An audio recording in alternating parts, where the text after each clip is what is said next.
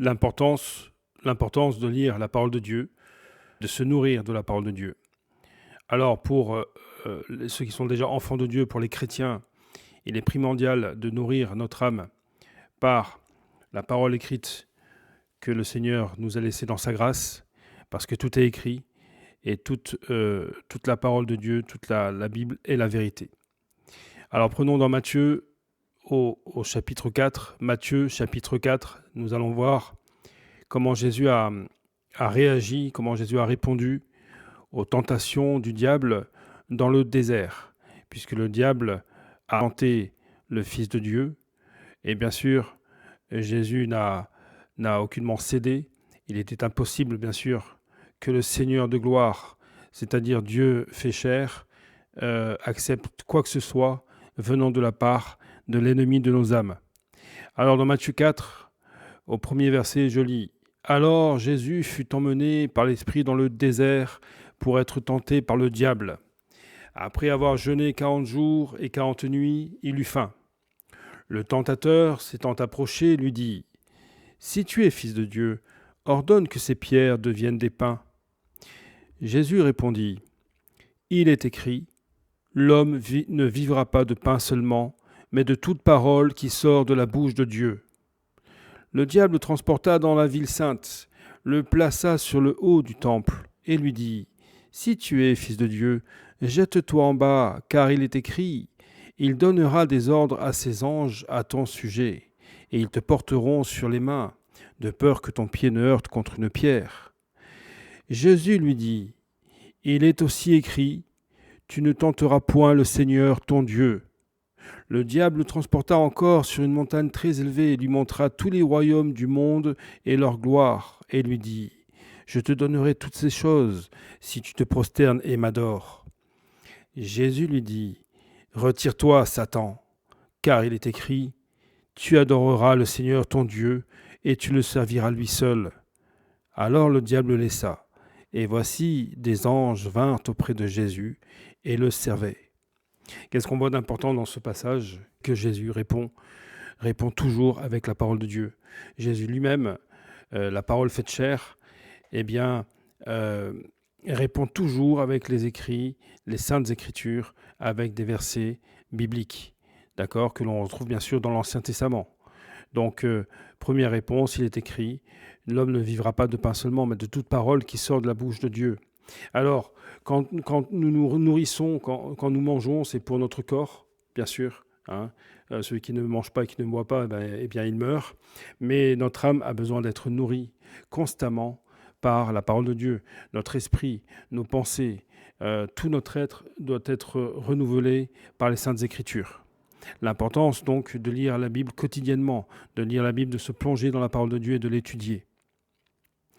Ensuite, on voit que le diable le transporte dans la ville sainte et pour tenter le Seigneur, il utilise lui-même la parole de Dieu, c'est-à-dire que il dit, le diable lui-même, il dit car il est écrit, il donnera des ordres. Il utilise un verset, un verset pour essayer de faire chuter entre guillemets le Fils de Dieu, Jésus-Christ, d'accord ?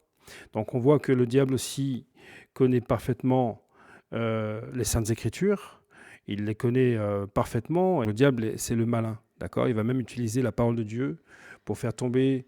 Là, on a vu, Jésus a répondu, bien sûr, il est écrit. Il est aussi écrit. Tu ne tenteras point le Seigneur ton Dieu, d'accord ? Ensuite, l'ennemi, lui dit, si tu te prosternes devant moi, je te donnerai tous ces royaumes, toutes ces choses merveilleuses de ce monde.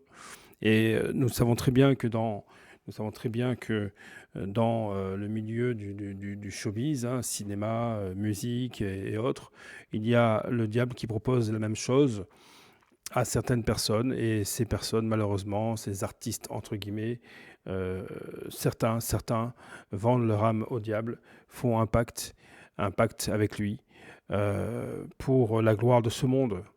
Mais malheureusement, Satan utilise ce subterfuge pour précipiter l'âme dans les ténèbres. C'est-à-dire qu'au début, il y a la gloire, ça peut durer 2, 3 ans, 5 ans, 10 ans, même 20 ans, et puis après, par la suite, c'est terminé. la personne part dans une déchéance totale, d'accord? Et puis son âme, s'il n'y a pas de vraie repentance et de foi en Jésus-Christ, eh bien son âme est perdue pour l'éternité, puisque cette personne, malheureusement, a vendu son âme au diable. Donc attention, attention aux séductions de ce monde, attention aux propositions de l'ennemi, qui voudra toujours récupérer votre âme. Le but de l'ennemi, le but du diable, c'est de perdre les âmes, de les emmener avec lui dans les tourments éternels. Voilà la méchanceté de l'ennemi, l'horreur de l'ennemi. Nous lisons maintenant dans 2 Timothée 3,10. 2 Timothée 3,10. Mais les hommes méchants et imposteurs avanceront toujours plus dans le mal, égarant les autres et égarés eux-mêmes. Toi, demeure dans les choses que tu as apprises et reconnues certaines, sachant de qui tu les as apprises. Dès ton enfance, tu connais les saintes lettres, qui peuvent te rendre sage à salut par la foi en Jésus-Christ. Toute écriture est inspirée de Dieu et utile pour enseigner, pour convaincre, pour corriger, pour instruire dans la justice, afin que l'homme de Dieu soit accompli et propre à toute bonne œuvre. En voilà le passage verset 15. Tu connais les saintes écritures qui peuvent te rendre sage à salut par la foi en Jésus-Christ. Il est aussi écrit que la foi vient de ce qu'on entend et ce que l'on entend vient de la parole de Dieu. Donc pour ceux qui n'ont pas encore donné leur vie au Seigneur, à Jésus, eh bien la priorité aussi c'est de vous procurer une Bible, d'acheter une Bible et de vous plonger. On conseille bien sûr bien souvent de commencer par le Nouveau Testament et de vous plonger dans les Écritures. D'accord? La foi vient de ce qu'on entend et ce que l'on entend vient de la parole de Dieu. 2 Pierre 1, 19. Nous tenons pour d'autant plus certaine la parole prophétique à laquelle vous faites bien de prêter attention comme à une lampe qui brille dans un lieu obscur, jusqu'à ce que le jour vienne et apparaître. Jusqu'à ce que le jour vienne apparaître et que l'étoile du matin se lève dans vos cœurs, sachant tout d'abord, vous-même, qu'aucune prophétie de l'Écriture ne peut être un objet d'interprétation particulière, car ce n'est pas par une volonté d'homme qu'une prophétie a jamais été apportée, mais c'est poussé par le Saint-Esprit que des hommes ont parlé de la part de Dieu. Alors quelquefois on me pose la question, oui mais la Bible a été écrite par des hommes, donc ce sont des hommes qui ont écrit la Bible, la parole de Dieu, oui mais nous précisons ici dans le verset, il est précisé ici dans le verset 21 que c'est poussé par le Saint-Esprit que les hommes ont parlé de la part de Dieu. Toutes les saintes écritures sont inspirées de Dieu, d'accord? Les faux prophètes étaient à l'époque condamnés par le Seigneur parce qu'ils annonçaient des choses qui ne venaient pas de son esprit. Mais les vrais prophètes envoyés de Dieu étaient bien sûr validés, entre guillemets, validés par le Dieu de gloire, parce que c'était des vrais prophètes qui annonçaient vraiment la parole de Dieu, inspirée par l'Esprit du Seigneur. Jean 17. Je leur ai donné ta parole, et le monde les a haïs, parce qu'ils ne sont pas du monde. Là, on parle des enfants de Dieu, ceux qui sont en Christ. Comme moi, je ne suis pas du monde. Je ne te prie pas de les ôter du monde, mais de les préserver du mal. Ils ne sont pas du monde, comme moi, je ne suis pas du monde. Verset 17, très important. Sanctifie-les par ta vérité, ta parole est la vérité. Voilà, la seule vérité qu'il y a dans ce monde de ténèbres ici-bas, c'est la parole de Dieu, c'est la Bible. Sanctifie-les par ta vérité, ta parole est la vérité. Donc l'enfant de Dieu sera toujours sanctifié s'il se plonge réellement dans la parole de Dieu, s'il étudie, s'il recherche le Seigneur dans sa parole, il sera toujours sanctifié par la parole de Dieu. D'accord? Ses pensées, son esprit, son âme, son comportement sera changé, transformé à la gloire du Seigneur. Quelques passages dans le psaume 119. Psaume 119, je ne vais pas répéter à chaque fois 119 parce que là je suis au verset 16. Je fais mes délices de tes statuts, je n'oublie point ta parole. Verset 67. Avant d'avoir été humilié, je m'égarais. Maintenant, j'observe ta parole. Verset 105. Ta parole est une lampe à mes pieds et une lumière sur mon sentier. Verset 148. Je devance l'éveil et j'ouvre les yeux pour méditer ta parole. 160.